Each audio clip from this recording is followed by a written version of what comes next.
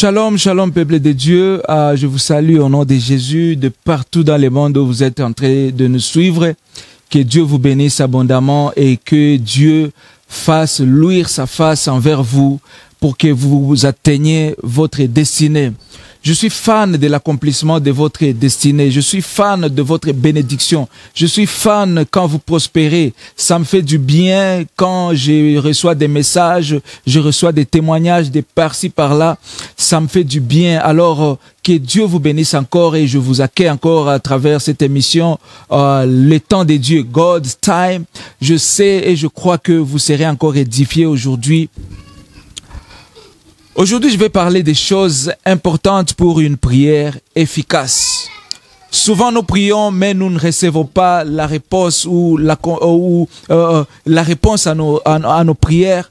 Peut-être parce que nous prions mal, peut-être parce que nous n'avons pas des éléments nécessaires pour que nos prières soient attendues, nos prières parviennent à Dieu et que nos prières soient exaucées. Alors aujourd'hui, Dieu m'a mis au cœur différents éléments, beaucoup de choses que je vais partager avec vous. C'est vraiment un enseignement pour une prière efficace.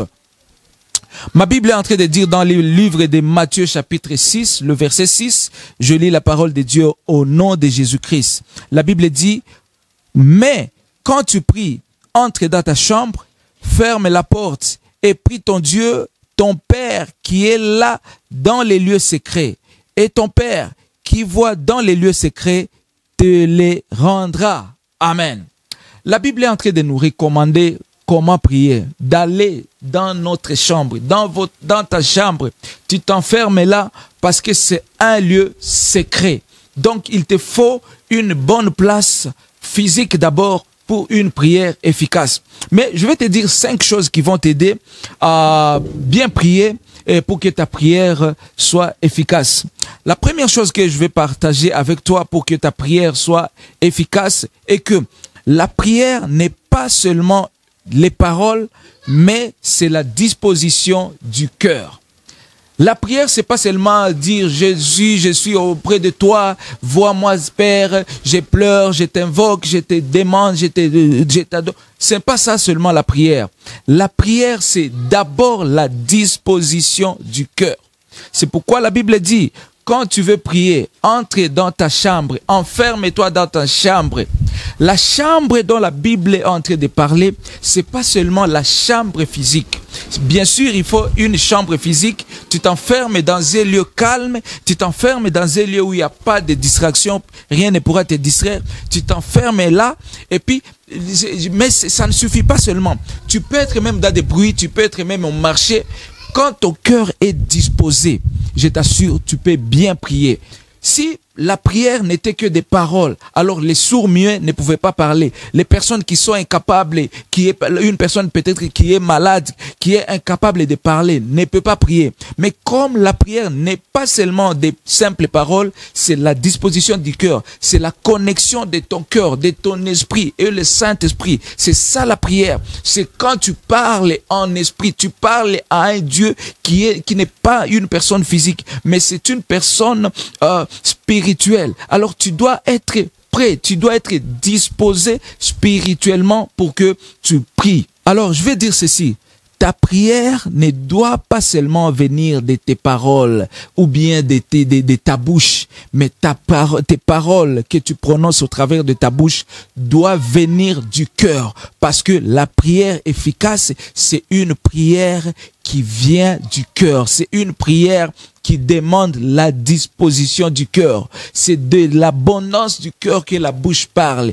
Quand ta bouche, quand ton cœur est abondante, quand la grâce de Dieu, le Saint-Esprit est connecté à toi, il va mettre dans ton cœur des paroles, il va mettre dans ton cœur même un sujet de prière. Peut-être que tu as un besoin, tu as un sujet auquel tu voudrais prier.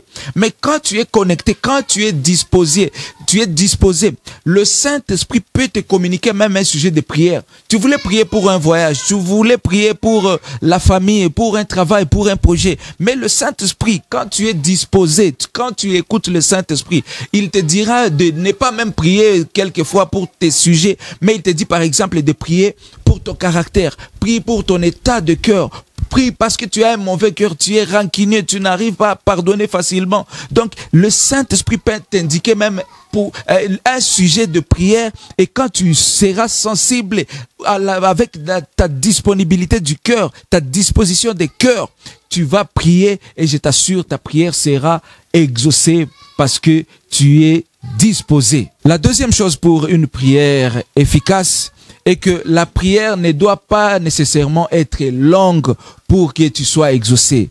Ce n'est pas nécessaire de prier toute la journée, de t'enfermer 3 jours, donc d'avoir un long moment dans la prière pour que tu sois exaucé. Mais il suffit d'avoir la foi pour que tu reçoives la réponse à tes prières. Dieu n'exauce pas nos paroles. Dieu n'exauce pas les longs moments qu'on passe dans la prière. Dieu n'exauce pas nos parler à langue. Dieu n'exauce pas seulement quand nous allons à la montagne. Dieu n'exauce pas seulement quand nous jeûnons 3 jours, 1 semaine, 40 jours. Dieu exauce notre foi. Donc ton comportement avant ou après la prière, c'est ce qui compte pour Dieu. Quand tu entres dans ta chambre, tu y vas avec foi. Tu sais que Dieu est là. Dieu attend. Il est fidèle. Sa main n'est pas courte pour agir. Son oreille n'est pas fermée, il n'est pas bouclé pour attendre ma prière. J'ai la foi, quelle que soit la grandeur de mon problème, quelle que soit la durée, quelle que soit la gravité, quelles que soient les difficultés. Je crois que quand je prie Dieu, il est attentif et il va exaucer, il va m'écouter. C'est pourquoi la Bible est en train de dire dans le livre d'Hébreux chapitre 11, le verset 6, la Bible dit: or, sans la foi, il est impossible d'être agréable à Dieu, car il faut que celui qui s'approche à lui croit que Dieu existe, qu'il récompense ceux qui le cherchent. Tu dois croire. Si tu ne crois pas, ta prière, toi-même, tu n'es pas d'abord agréable devant Dieu quand tu ne crois pas. Tu dois avoir la foi. C'est pourquoi nombreux cas ils prient. Tu pries, mais après ta prière, tu te dis encore non, aide-toi et le ciel va t'aider. Les gens ont créé leur verset biblique, leur compréhension du verset. Non, quand j'ai prié, il faut que je m'aide aussi. Donc tu crois que l'aide de Dieu à ta faveur ne suffit pas. C'est pourquoi quelqu'un, quand il a prié, il va encore chez les féticheurs, il va encore contacter un marabout pour chercher la solution à son problème. Écoute, on ne mélange pas Dieu avec les marabouts, on ne mélange pas Dieu avec des fétiches. Si tu pries Dieu, tu dois croire, tu dois croire. Écoute, quand tu crois à Dieu, quand tu as la foi, même avant que tu n'aies prié, tu peux recevoir ta réponse. Même avant que tu ne te concentres, tu peux recevoir ta réponse parce que tu crois que Dieu existe, Dieu est là, Dieu est capable. Ce qui est impossible aux hommes, ce qui a été impossible aux docteurs, aux spécialistes, même à l'argent n'a pas pu résoudre ton problème, mais Dieu en est capable. Si tu crois seulement et que tu pries, je t'assure, tu auras l'exaucement à tes prières. Ne mélange pas Dieu avec tes gris-gris. Quand tu pries, sois toujours positif. Vis comme si tu as reçu la chose. Ne crois pas que tu auras l'exaucement de la prière quand la chose sera là, quand tu auras la chose physique que tu as prié. Mais tu auras l'exaucement de la prière quand tu croiras. Donc tu possèdes même ce que tu n'as pas encore possédé. Tu vois ce que tu n'as pas encore vu. Tu vois ce qui n'existe pas. Tu entres dans une porte qui est fermée. Tu traverses une mer comme le peuple d'Israël. Donc tu es de l'autre côté pendant qu'il y a un mur devant toi. C'est ça avoir la foi. C'est ça avoir la foi. Voir des choses, posséder des choses comme si tu les possédais. Vivre comme si tu étais dans une maison que tu n'as même pas construite. C'est ça avoir la foi. Si tu pries par la foi, même si tu as prié pendant 1 minute, tu auras l'exaucement à ta prière. Et je suis en train de demander à Dieu, toi qui as la foi, toi qui crois que Dieu a le pouvoir de t'aider, quelle que soit ta situation, que tu reçoives l'exaucement à tes prières selon les degrés de ta foi. Au nom de Jésus-Christ de Nazareth, j'ai ainsi prié, j'ai ainsi confessé. Reçois ton miracle, reçois ta guérison par la foi, reçois tout ce dont tu as besoin. Tu les reçois par la foi, in Jesus' name. Vous savez, pour que ces émissions soient rediffusées sur différentes chaînes de télévision, sur des radios, il nous faut des soutiens financiers. Alors, soyez notre partenaire de partout où vous vous retrouvez dans le monde. Soyez gentils de nous contacter à travers ces numéros de téléphone, même au travers de messages inbox, à travers nos réseaux sociaux sur Facebook, TikTok, Instagram, même à travers vos commentaires, parce que je prends vraiment du temps pour lire vos commentaires et d'y commenter même. Alors, soyez notre partenaire pour la rediffusion de ces émissions au travers différentes chaînes de télévision à travers le monde. La troisième chose pour une prière efficace est que la vie de prière n'est pas seulement le temps qu'on passe ou le moment qu'on passe dans la prière, mais c'est même après la prière. Je me répète en disant ceci. Avoir une vie de prière, ce n'est pas seulement que moi je prie du matin de 6h à 7h, je prie de 20h à 0h, je jeûne 2 fois par an, je fais ceci. Donc ce n'est pas seulement le moment que tu passes dans la concentration de la prière. C'est pas ça la vie de prière. La vie de prière, c'est ton attitude, ou même après la prière, démontre comment ta vie de prière. La Bible est en train de dire dans les livres de Jacques, chapitre 5, le verset 15 à 16, la Bible dit « La prière fervente du juste a une grande efficacité. » Donc, ta vie après la prière compte beaucoup pour que Dieu t'exauce toujours, Dieu exauce toujours à tes prières. Une personne qui vit une vie de désordre, une personne qui vit une vie de non-crainte de Dieu, tu vis dans le désordre. Donc toi, tu crois que seulement tu es sauvé quand tu es à l'église. Quand tu pries, quand tu as des problèmes, tu te concentres. Oh Jésus, Jésus, Jésus. Après cela, tu continues dans ta vie de désordre. Tu fais l'adultère, tu bois de l'alcool, tu t'es souillé. Donc tu fais du n'importe quoi. Et puis tu dis non, je dois aller prier, je dois prier. Donc tu es connecté à Dieu, tu es enfant de Dieu seulement au moment de la prière. Mais après la prière, ta vie dans la société ne montre pas que tu es vraiment enfant de Dieu. Écoute, prier, c'est une conversation entre un enfant et son père. La connexion ou bien la relation du père et du fils n'est pas une relation qui connaît des ruptures. Quand tu es connecté au père, quand tu es fils d'un père, quand tu es enfant d'un parent, ce n'est pas que tu sois en voyage, que tu sois à la maison, que ce soit la nuit. Tu sais toujours que je suis enfant de tel.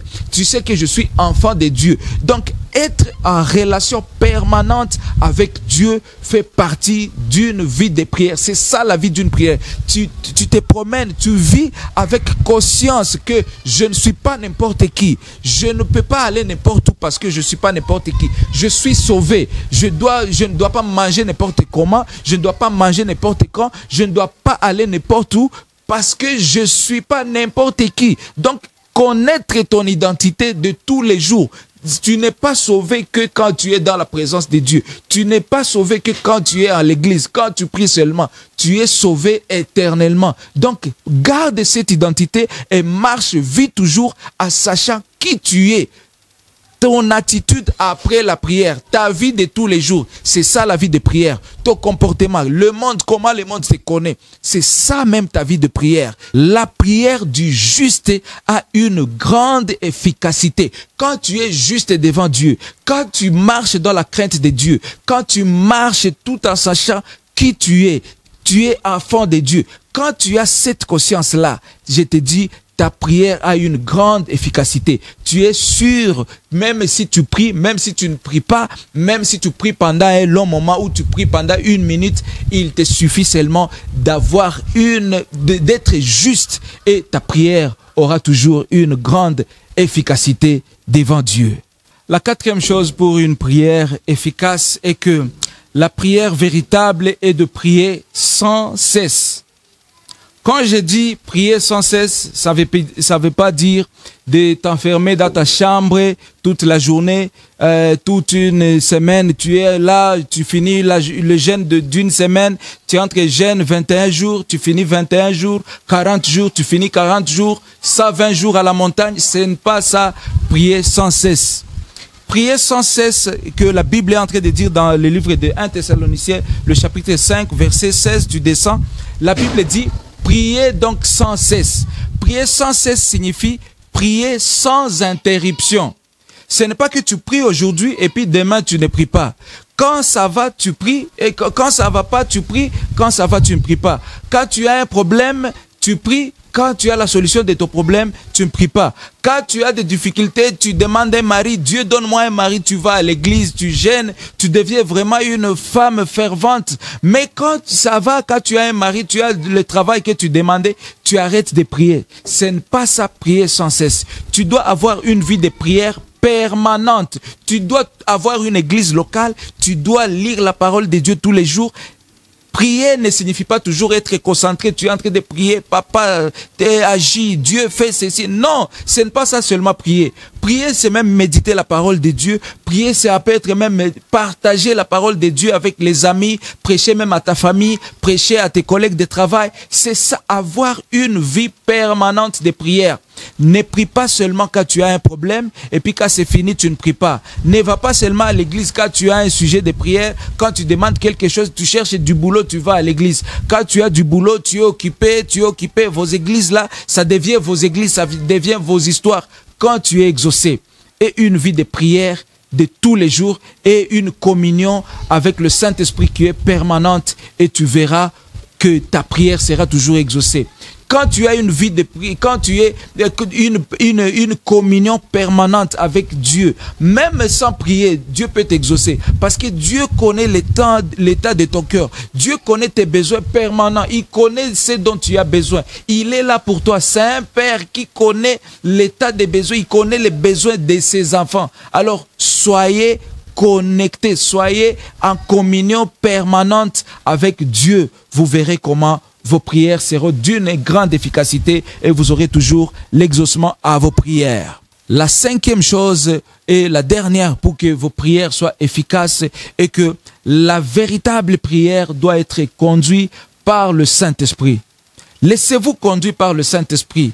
Ne priez pas selon tes calculs. Ne prie pas seulement selon tes calculs. Non, je prie comme ça. On m'a appris quand je prie, je dois d'abord remercier Dieu et puis je confesse. Après, je commence à citer mes sujets de prière. Non, ne prie pas selon tes calculs. Si tu es connecté au Saint-Esprit, si tu as une communion permanente au Saint-Esprit, si tu es dirigé, tu es orienté par le Saint-Esprit, tu peux même avoir, j'en ai parlé au premier sujet, tu peux avoir un besoin, un sujet de prière, mais quand tu es connecté au Saint-Esprit, c'est lui qui te dira comment prier, c'est lui qui te dira quand prier, c'est lui qui te dira même un sujet auquel tu peux prier. Alors, laissez-vous conduire par le Saint-Esprit. Cessez de prier selon vos calculs. Priez selon l'orientation du Saint-Esprit et je vous assure, Dieu, un Père qui est dans les cieux, il dit, invoque-moi et je te répondrai. Il dit, ma main n'est pas courte pour vous toucher, ni mes oreilles ne sont... Je ne suis pas lourd pour ne pas attendre vos prières. Mais nous n'avons pas souvent les réponses à nos prières parce que nous prions mal. Suis ces orientations que le Saint-Esprit vient de te donner à travers de cet enseignement et je t'assure, tu auras toujours l'exaucement à tes prières. Que Dieu te bénisse, que Dieu te soit favorable et surtout que Dieu exauce tes prières. Tu as prié pendant longtemps pour un tel sujet, je t'assure que cette année 2025, Dieu répondra même aux prières que tu as déjà oubliées. Reçois-les au nom de Jésus. Et je vous demande d'être gentil encore, vous qui avez reçu ces messages, vous qui nous regardez sur YouTube, sur Facebook, sur partout dans des réseaux sociaux, d'être gentil de partager cette vidéo à vos amis, à vos contacts dans différents groupes WhatsApp. Vous êtes même autorisé à copier, à poster cette vidéo sur votre chaîne YouTube, sur votre page Facebook, TikTok, Instagram. Sur tous vos réseaux sociaux, soyez gentils de poster, de partager au maximum pour la gloire de Dieu. Que Dieu vous bénisse et que Dieu fasse luire sa face à votre faveur. Au nom de Jésus, Amen.